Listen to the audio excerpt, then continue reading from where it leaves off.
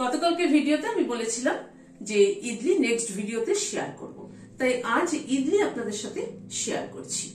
ইডলি কি করে fluffy soft হয় চলুন তাহলে দেখে নিই। ইডলির জন্য চাল ডালটা ভিজিয়ে নিচ্ছি।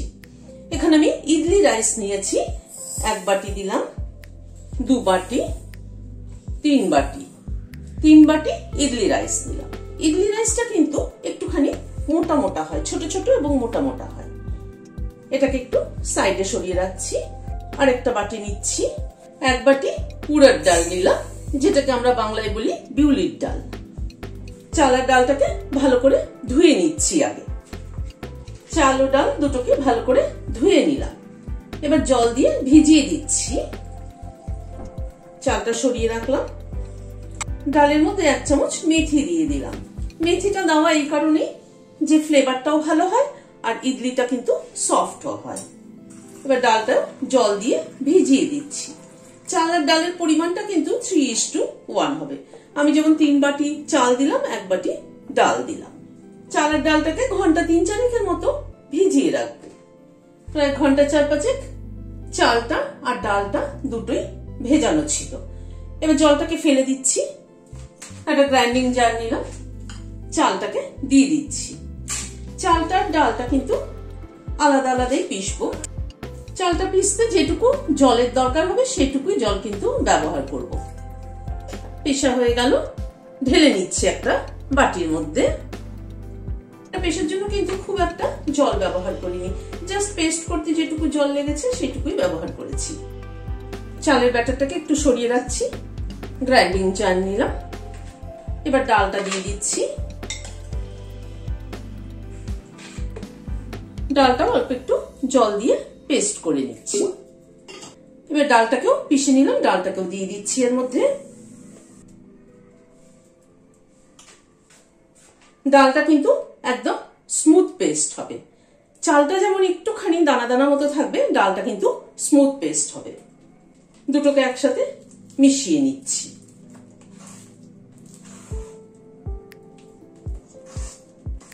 এবার ঢেকে 10-12 ঘন্টার জন্য রেখে দেবো ফার্মেন্টেশনের জন্য। ব্যাটারটা 12 ঘন্টা অবধি বাইরে ছিল। আমি মাইক্রো ওভেনের মধ্যে ঢুকিয়ে রেখেছিলাম। একটা ক্লোজড এরিয়া ঢুকিয়ে রাখলে হয় কি ফার্মেন্টেশনটা খুব ভালো হয়। দেখুন কত সুন্দর ফার্মেন্টেশন হয়েছে। দেখুন দারুণ সুন্দর ফার্মেন্টেশন হয়েছে।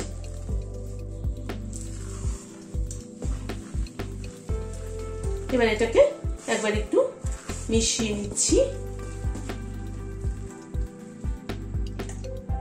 1/2 চামচ পরিমাণ নুন দিয়ে দিলাম।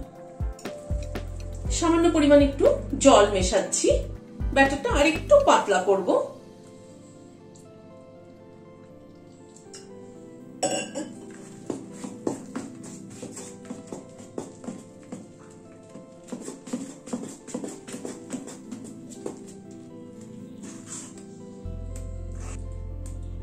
ধরুন এই চামচের 1 চামচ মতো জল মিশিয়েছি। এরকম থিকনেসের একটা ব্যাটার হবে। এখানে একটা ইডলি মোল্ড নিয়েছি। অল্প একটু হোয়াইট অয়েল দিয়ে দিচ্ছি। হোয়াইট অয়েলটা লাগিয়ে নিচ্ছি মোল্ডগুলোর মধ্যে।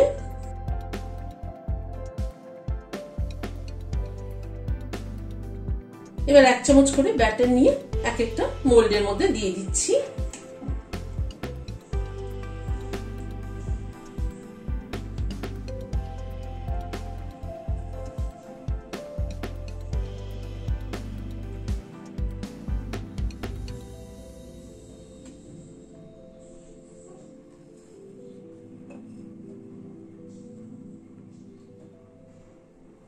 এভাবে সব মোল্ডগুলোর মধ্যে ভরে নিচ্ছি। সব মোল্ডগুলোতে ভরে রেডি করে নিলাম। এবার একটার উপর একটা সেট করে দিচ্ছি। এই যে ফুটো ফুটোটা আছে সেটা এই ইডলিটার ওপরে থাকবে, যাতে ইডলিটা ফুলে উঠবে যখন, তখন যাতে গায়ে টাচ না হয়, একটা গ্যাপ পাওয়া যায়। সেই জন্য এই ইডলিটার ওপরটা এই ফুটোটা থাকবে। ঠিক একইভাবে ওপরেরটা সেট করে দিচ্ছি। ইডলি কুকারটার মধ্যে জল গরম হয়ে এসছে। স্ট্যান্ডটাকে প্লেস করে দিচ্ছি। এই কুকারটা কিন্তু আমার বহুদিনের পুরনো, প্রায় 30 বছরের পুরনো।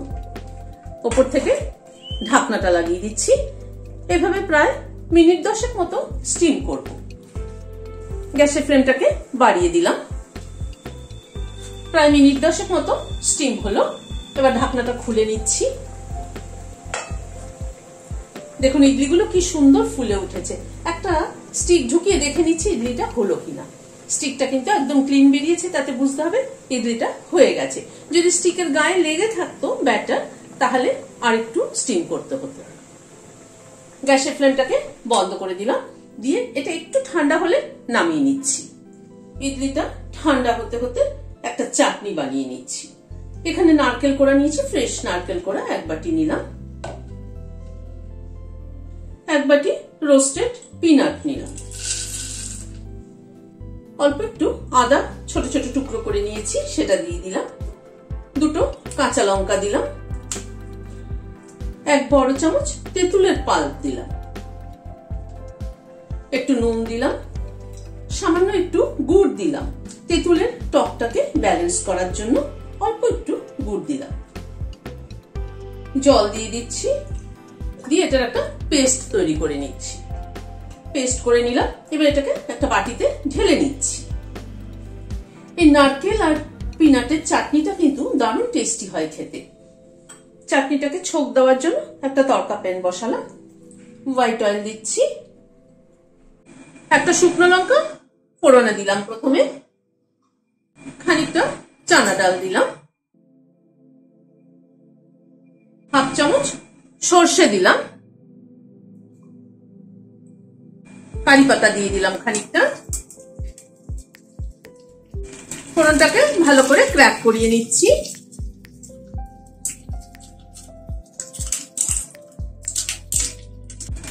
গ্যাসের ফ্লেমটাকে বন্ধ করে দিলাম। চাটনিটার মধ্যে দিয়ে দিলাম ফোড়নটা, দিয়ে একটু নেড়ে দিচ্ছি।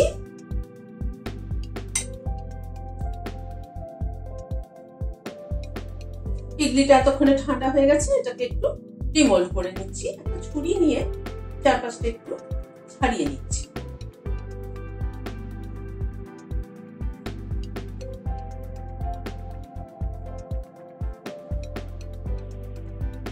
এগুলো কি সুন্দর ফ্লাফি হয়েছে, দারুণ সুন্দর হয়েছে, প্রচন্ড সফট হয়েছে কিন্তু ইডলিগুলো।